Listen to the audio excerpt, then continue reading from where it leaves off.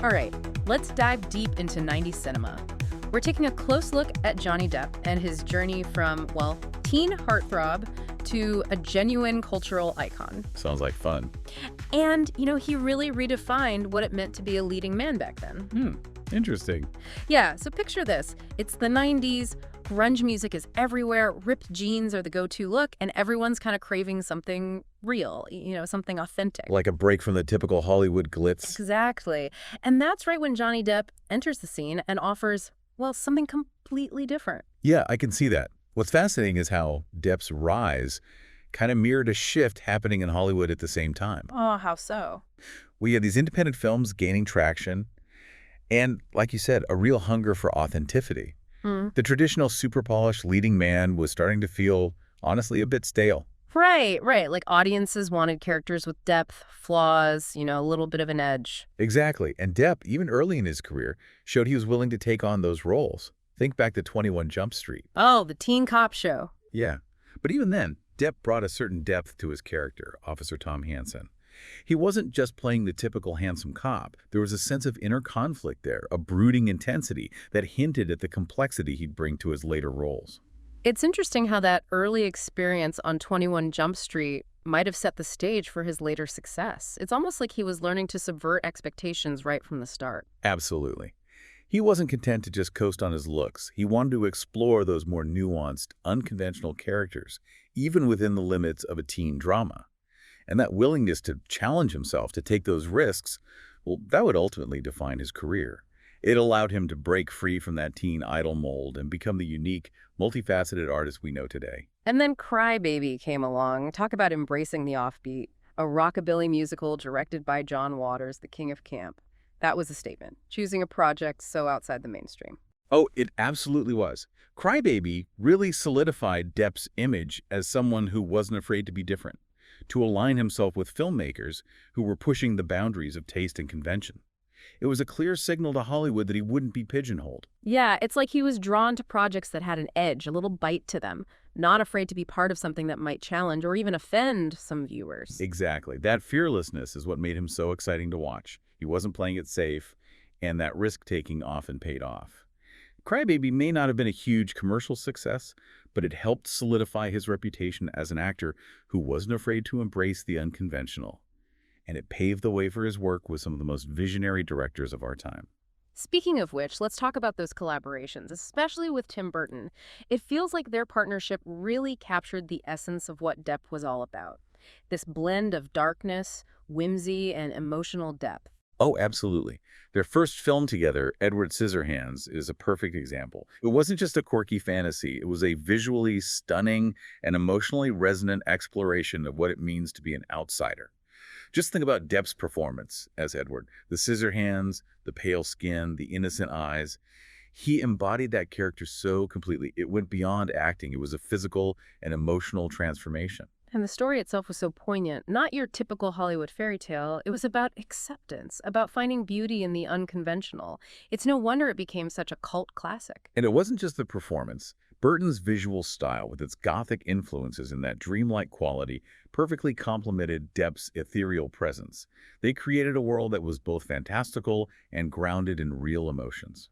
Edward Scissorhands really solidified Depp's status as a leading man who could play those sensitive, unconventional characters with such depth and nuance.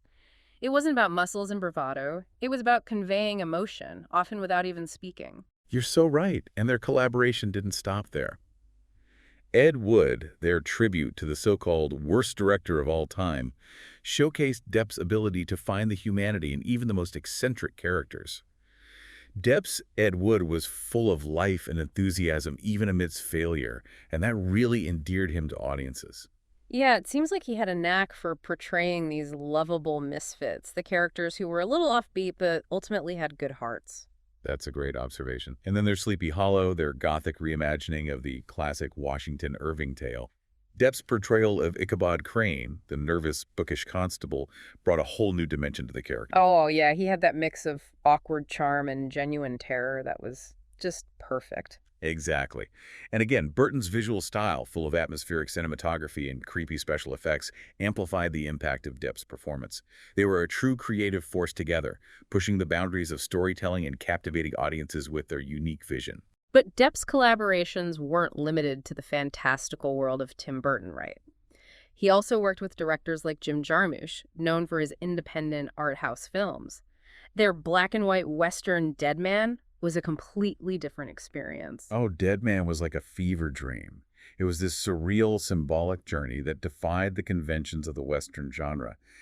Depp, playing the accountant William Blake, who's thrust into this harsh and unforgiving landscape, delivered a subdued, almost spectral performance.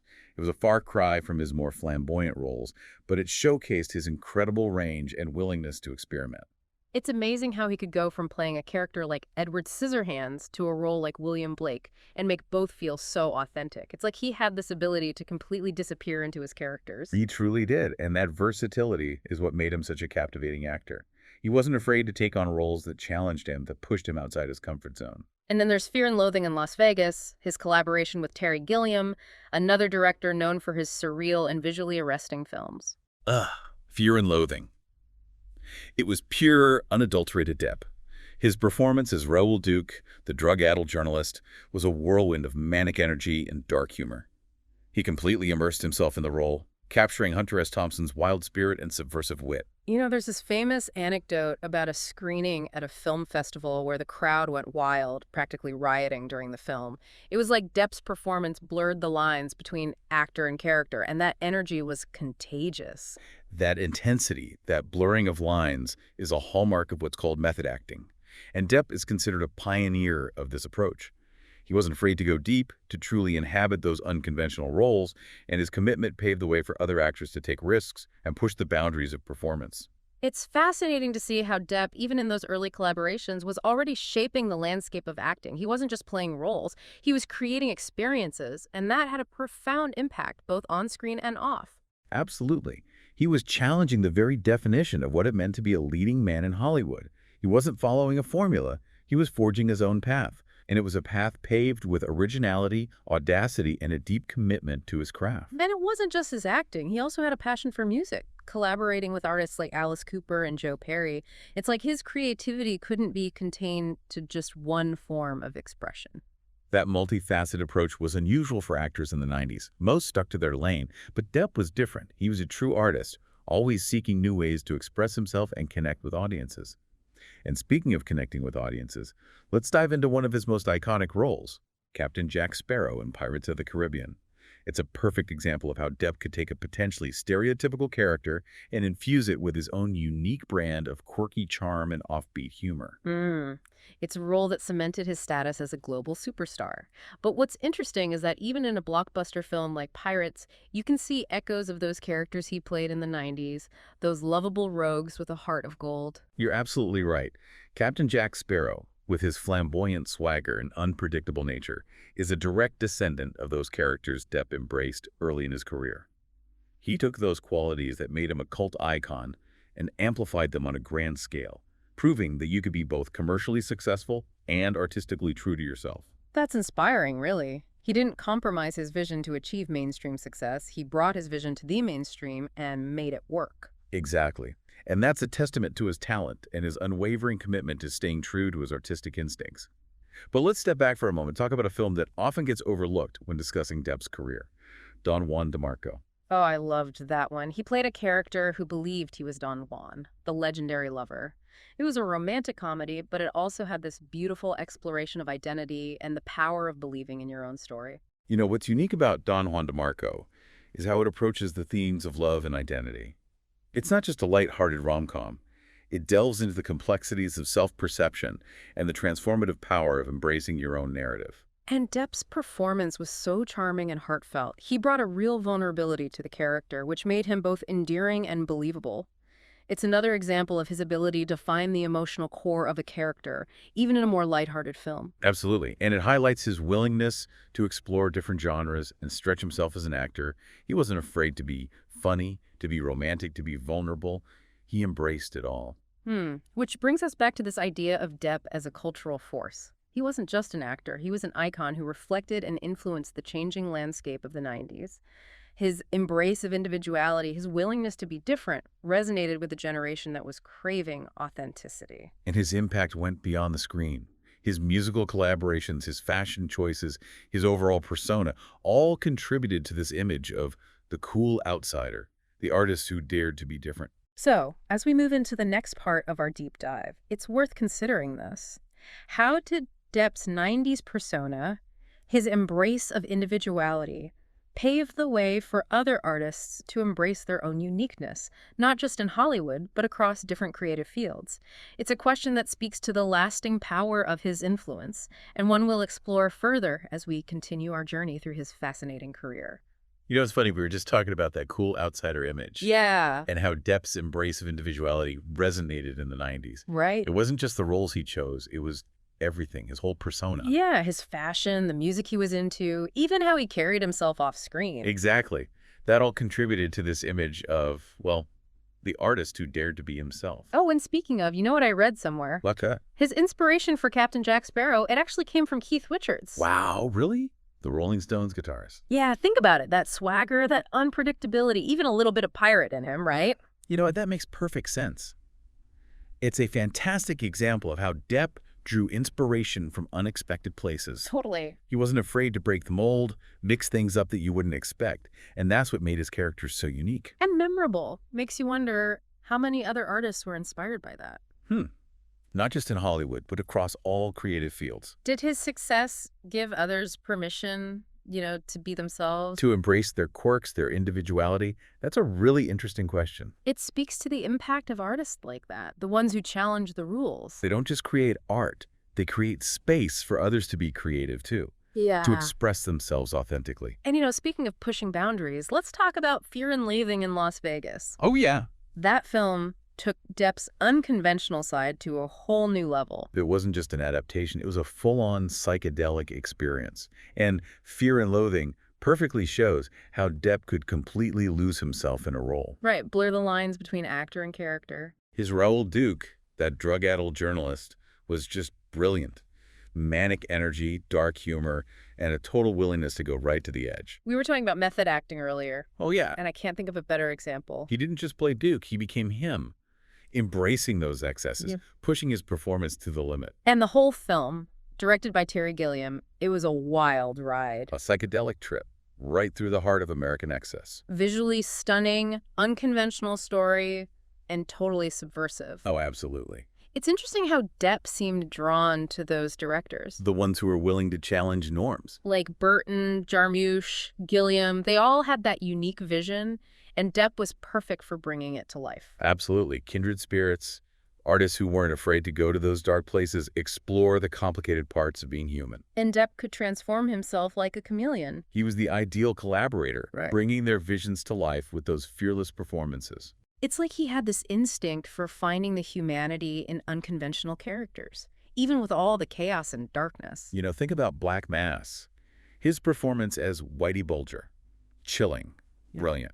He completely transformed to become that ruthless gangster. Physically and emotionally. It reminded everyone of Depp's range and his commitment to those tough roles. He wasn't afraid to explore the dark side of human nature. And, beyond those specific roles, Yeah. it's important to remember Depp's art wasn't limited to acting. True, his musical collaborations, especially with Alice Cooper and Joe Perry, Showed a whole other side to him. it speaks to that restless spirit, No. the need to create. He wasn't just an actor, he was a true artist in every sense of the word. And so amidst all that darkness and intensity, he could also bring lightness and humor. Oh, of course, like Captain Jack. But also Benny and June. He had this delightful, quirky energy in that role. A little eccentric, but also so loving and supportive. Benny and June is a great example of Depp's range. Brooding one moment, charming the next. Intense, then lighthearted. He could make you laugh and break your heart, all in the span of a film. He could navigate all those human emotions, and that's what made him so captivating. Exactly. It's like he understood the human condition, that balance of darkness and light, joy and sorrow, strength and vulnerability. And he wasn't afraid to explore all of that in his work. That's what made his characters so relatable. They were flawed, complex, messy, but ultimately human. and that connected with people. We saw ourselves in those characters, in their struggles, their triumphs, those moments of brilliance and absurdity. It's interesting how Depp navigated Hollywood stardom but stayed true to his vision. He never seemed to be chasing fame. He wasn't driven by fortune. It was a genuine passion for his craft, a desire to explore humanity through his art. He was an artist first and foremost, and you could see that in every role, from small indie films to huge blockbusters. Speaking of which, his career wasn't all art house and critical acclaim. Oh, right! He had massive commercial success, too. Like Pirates of the Caribbean. Captain Jack Sparrow, with all that swagger, those witty lines, that unpredictable nature, he captured hearts worldwide. It could have been a stereotypical role so easily. But Depp brought his own charm and humor, turning it into an icon, transcending the genre. Amazing how he balanced his artistic integrity with that mainstream appeal. He never compromised his vision. But he found a way to connect with a huge audience, proving you don't have to sacrifice your artistic soul to be commercially successful. That's a great lesson for any artist. Finding that balance where your vision meets what the audience wants, where you express yourself authentically while entertaining people. Exactly. It's like he was saying, be yourself, be different. You can still achieve great things. And that message is powerful, especially in Hollywood. So often it feels like you have to conform. But he reminded us true success comes from individuality, staying true to your instincts and never being afraid to take risks. And, as with any artist who pushes those boundaries, Yeah. there's always more to the story. Right. In the final part of our deep dive, we'll explore Depp's later work and the complexities of his public persona, Interesting. examining how the very things that made him so captivating, the mystery, that rebellious streak, Yeah. well, those also attracted scrutiny. It's a reminder that even the most celebrated artists, they're human. With their own flaws and complexities. Yeah. And understanding those, without shying away from the tough conversations, that's how we fully appreciate their artistry and their impact on the world. We were talking about those complexities. Yeah, those complexities of his public persona. It's hard to ignore how intertwined his career became with it, especially in later years. You're right. We've been discussing Depp's incredible range. His ability to play everything from, whimsical characters like Edward Scissorhands to those dark and intense figures like Whitey Bulger. But we have to acknowledge his off-screen persona, that mystique and rebellious streak, the very things that made him so captivating, they also invited a lot of scrutiny. Yeah, it's like that line blurred between Depp the actor and Depp the individual, and then it becomes hard to separate the art from the artist. It really does. It raises that question we often face with artists whose lives become so public. Oh, right. How do we reconcile their work with who they are as people, especially when there are controversies? It's tough. No easy answer. We can't pretend an artist's personal life doesn't affect their work, or the other way around. But we also have to be careful, not to reduce their whole legacy to just their personal struggles. That feels especially relevant with Depp. The public narrative around his personal life has been so intense, it's easy to get caught up in the headlines. And lose sight of the artistry he's given us for decades. Exactly. And while we won't get into the specifics of those personal matters here, Right. it's important to acknowledge they're part of the conversation around his career. Of course. But our focus in this deep dive, it's on his artistic legacy. And that legacy is massive. It's undeniable. So let's get back to his work. Some of the roles he took on later in his career. Well, the Mad Hatter comes to mind. Oh, yeah, in Tim Burton's Alice in Wonderland. Another eccentric character, for sure.